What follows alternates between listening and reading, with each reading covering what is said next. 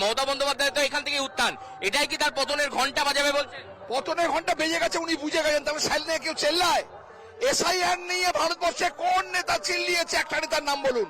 মমতা বন্দ্যোপাধ্যায়। কেন চেল্লাচ্ছে? রিগিং সন্ত্রাস করতে পারবো না, কারচুপি হবে না, ভোটে রিগিং হবে না, জিতব কি করে? যখন মমতা বন্দ্যোপাধ্যায় এখানে মিছিল করছিলেন, আন্দোলন করছিলেন, সেই সময় তৎকালীন এনডিএ সরকার এবং বিজেপি রাজনাথ সিং তিনিও তার সাথে দেখা করতে এসেছিলেন, বিজেপি তখন তার সঙ্গে ছিল। তখন বুঝতে পারেনি তো যে কেউটে বেরিয়ে যাবে, এত বড় কেউটে বেরিয়ে যাবে বুঝতে পারেনি তখন। অটল বিহারী বাজপেয়ী নিজের মেয়ে বলে আখ্যা দিয়েছিল, ধূলিসাৎ করে দিল তার স্বপ্ন। চাকরি নেই, শিল্প নেই, শিক্ষা নেই, স্বাস্থ্য নেই। ন্যানো কোথায় হলো আজকে? গুজরাটে। লাভবান কে হলো? গুজরাট। আর সিঙ্গুরবাসী অঝরে কাঁদছে, না শিল্প হলো না কৃষি হলো। আজ কি আশা রাখছেন প্রধানমন্ত্রী এখান থেকে 130 কোটি টাকার একেবারে তিনি একটা আশা নয়, আশা নয়, ভরসা নয়, স্বপ্ন নয়, হচ্ছে, হবে। একেবারে বিজেপির কর্মী সমর্থকরা তারা কিন্তু বারবার তারা নিজেদের যে উদ্দীপনা এবং সেই উদ্দীপনার কথা তারা কিন্তু জানাচ্ছেন এবং তারা বলছেন যে এই 2026-এ সিঙ্গুরেই যে রাস্তা, যে পথ দিয়েই মুখ্যমন্ত্রী মমতা বন্দ্যোপাধ্যায়ের উত্থান হয়েছিল সেই পথেই কিন্তু পতন হতে চলেছেন এবং সেই পতনের ঘন্টাই বাজাচ্ছেন, কিন্তু ঘন্টা বাজিয়ে কিন্তু এখানে কিছুক্ষণের মধ্যে আসতে চলেছেন দেশের প্রধানমন্ত্রী নরেন্দ্র মোদী।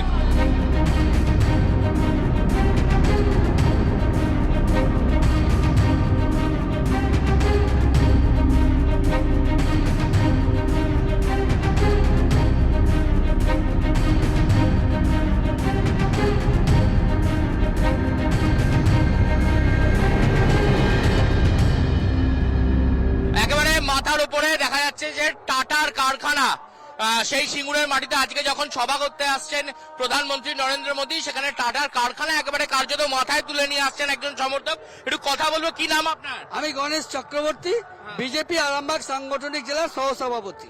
আপনি একেবারে দেখছিলাম টাটা কারখানা চাই বলে একবারে গাড়ি টাড়ি নিয়ে এভাবে এসেছেন, এটা কি? আমরা তো অনেক আশা করেছিলাম 2011 সালে যখন মমতা ব্যানার্জি এলেন, আমরা ভেবেছিলাম বেকার সমস্যার সমাধান হবে, কিন্তু উনি আমাদের কোনো দিশা দেখাতে পাচ্ছেন না।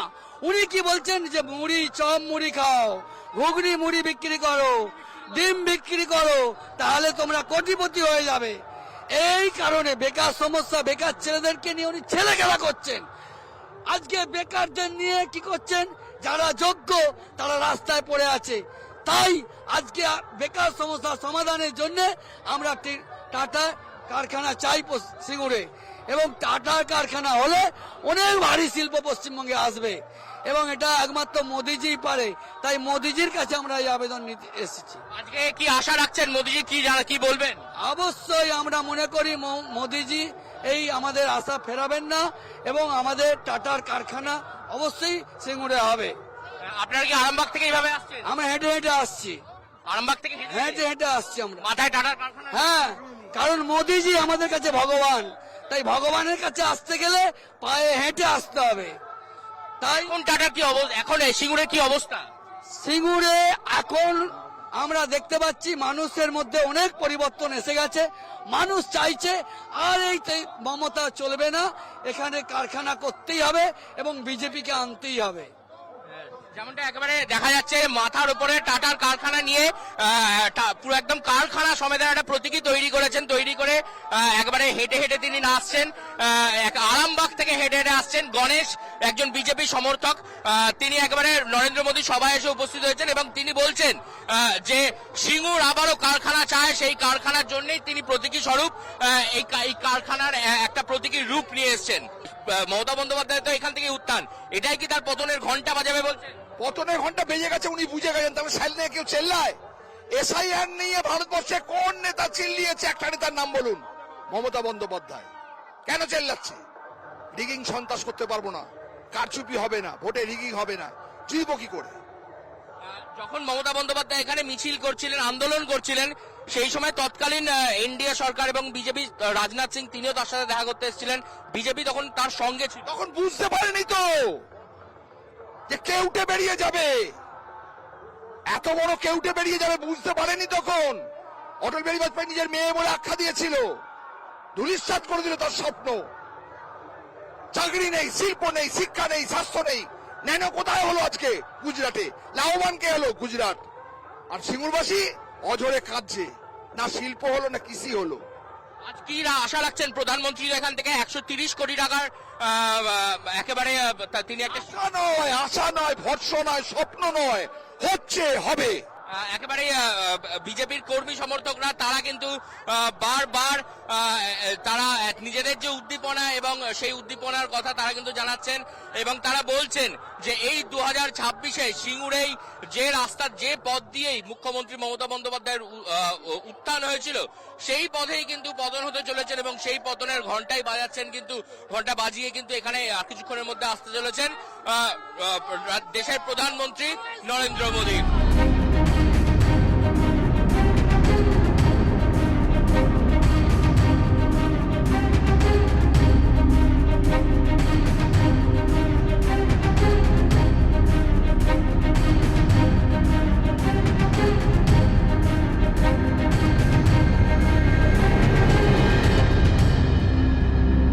একেবারে মাথার উপরে দেখা যাচ্ছে যে টাটার কারখানা, সেই সিঙ্গুরের মাটিতে আজকে যখন সভা করতে আসছেন প্রধানমন্ত্রী নরেন্দ্র মোদী, সেখানে টাটার কারখানা একেবারে কার্যত মাথায় তুলে নিয়ে আসছেন একজন সমর্থক। একটু কথা বলবো, কি নাম আপনার? আমি গণেশ চক্রবর্তী, বিজেপি আরামবাগ সাংগঠনিক জেলার সহসভাপতি। আপনি একেবারে দেখছিলাম টাটা কারখানা চাই বলে একবারে গাড়ি টাড়ি নিয়ে এভাবে এসেছেন, এটা কি? আমরা তো অনেক আশা করেছিলাম 2011 সালে যখন মমতা ব্যানার্জি এলেন, আমরা ভেবেছিলাম বেকার সমস্যার সমাধান হবে, কিন্তু উনি আমাদের কোনো দিশা দেখাতে পাচ্ছেন না। উনি কি বলছেন যে মুড়ি, চপ মুড়ি খাও, ঘুগনি মুড়ি বিক্রি করো, ডিম বিক্রি করো, তাহলে তোমরা কোটিপতি হয়ে যাবে। এই কারণে বেকার সমস্যা, বেকার ছেলেদেরকে নিয়ে উনি ছেলে খেলা করছেন। আজকে বেকারদের নিয়ে কি করছেন? যারা যোগ্য তারা রাস্তায় পড়ে আছে। তাই আজকে বেকার সমস্যার সমাধানের জন্য আমরা টাটা কারখানা চাই সিঙ্গুরে, এবং টাটার কারখানা হলে অনেক ভারী শিল্প পশ্চিমবঙ্গে আসবে এবং এটা একমাত্র মোদিজি পারে। তাই মোদিজির কাছে আমরা এই আবেদন নিতে এসেছি। আজকে কি আশা রাখছেন মোদিজি কি বলবেন? অবশ্যই আমরা মনে করি মোদিজি এই আমাদের আশা ফেরাবেন না এবং আমাদের টাটার কারখানা অবশ্যই সিঙ্গুরে হবে। আপনারা কি আরামবাগ থেকে এইভাবে আসছেন? আমরা হেঁটে হেঁটে আসছি, আরামবাগ থেকে হেঁটে হেঁটে আসছি আমরা। মাথায় টাটার কারখানা? হ্যাঁ, কারণ মোদিজি আমাদের কাছে ভগবান, তাই ভগবানের কাছে আসতে গেলে পায়ে হেঁটে আসতে হবে। তাই কোন টাটার কি অবস্থা এখন? সিঙ্গুরের কি অবস্থা? সিঙ্গুরে এখন আমরা দেখতে পাচ্ছি মানুষের মধ্যে অনেক পরিবর্তন এসে গেছে। মানুষ চাইছে আর এই মমতা চলবে না, এখানে কারখানা করতেই হবে এবং বিজেপিকে আনতেই হবে। যেমনটা একেবারে দেখা যাচ্ছে মাথার উপরে টাটার কারখানা নিয়ে পুরো একদম কারখানা সমেত একটা প্রতীকী তৈরি করেছেন, তৈরি করে একেবারে হেঁটে হেঁটে তিনি আসছেন, আরামবাগ থেকে হেঁটে হেঁটে আসছেন গণেশ, একজন বিজেপি সমর্থক। তিনি একেবারে নরেন্দ্র মোদী সভায় এসে উপস্থিত হয়েছেন এবং তিনি বলছেন যে সিঙ্গুর আবারও কারখানা চায়, সেই কারখানার জন্যই তিনি প্রতীকী স্বরূপ এই কারখানার একটা প্রতীকী রূপ নিয়ে এসেছেন।